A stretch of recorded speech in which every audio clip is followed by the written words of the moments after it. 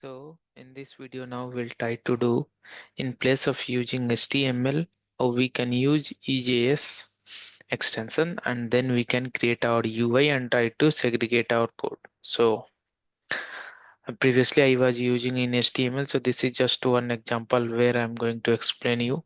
You can use in place of HTML and EJS, and then still you can keep your all code or validation logic out of EJS code in different files, and then you can do it. Okay, so in this one I have already created all these codes. Okay, and now I'm going to show you this how you can do that. So you can see register.ejs I have created. So if you can see here, all these structures are same. Okay, so config you know, env you know, jtest you can ignore for now, and test and one more coverage, this one I'm going to explain later. So now you can see env I provided my environment details. Okay, and ejs dot register dot ejs I provided all those things. What is that? I now I put that style sheet title and all those things, and here message I am passing it out, and nothing else. I am putting that on which form action this need to be happened. So I put that this will be post method and this going to be done. Okay, similarly I created one more, that once we click on save, then registered user need to come. Okay, these two EJS in place of HTML I created. Okay, now you can see in middleware I put that validation of this one, where you can validate all these things that you needed, that username and password not need to blank, all fields are required, or any other validation whatever you wanted to do. And I'm using exporting this, I'm going to use that other form. Okay, validate user. So one thing is this one I used. Okay, and now if we come here, now you come see in index.js also what I'm doing. I'm putting get by element registration form, I provided that name.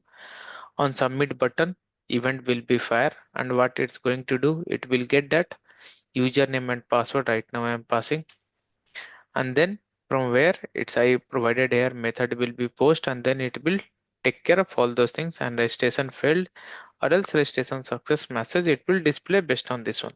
Okay, so this one more I have written extra, rest all everything is same. Okay, you can see that route. In route what I did, now I created that validation one before going to route. It will go that validate users I created here. Okay, validate user, and that I'm using in this route, so that it can validate okay this is correct or not. And you can see by default user will come here, that's why I have not passed. I passed that if method equals to get registered, then so registration form. Okay, and when it will be post, then so validated user and create user. So what I'm doing, I'm validating this. Okay, when this link will be open and doing it out.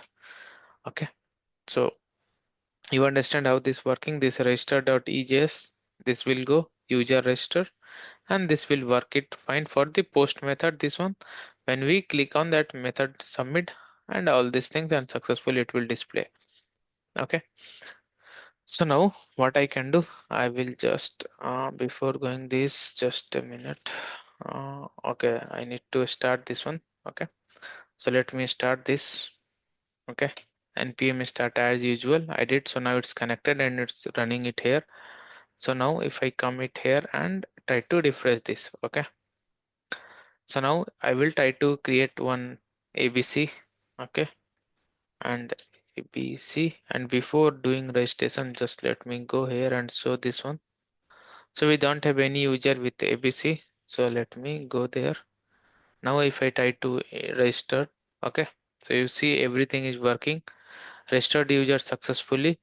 Okay, and if I click register another user, it will come back to this form. And if I try to see that, is that it's inserted here ABC with name and password I am right now using. So two things it's inserted. Suppose if I put and some password and try to register, it's registered other user as well. So if you execute it, you can see that R and this password goes inserted. So right now I'm using hash password as we discussed previously. So now in this way You can see this is your form where I pass that username and all these other things. Okay, so that also I can validate you once. So let me go here. If I click on this username and password, okay, so now I will go to here. Now I will try to close this. Okay, terminate this one first. You can see I put that placeholder. This also you can see username, or I can put that username one for now, or one I can put just simply, so that you can understand that what is that placeholder also I used with that text. So now if I try to run it, okay, so now it's started. Let me move to this.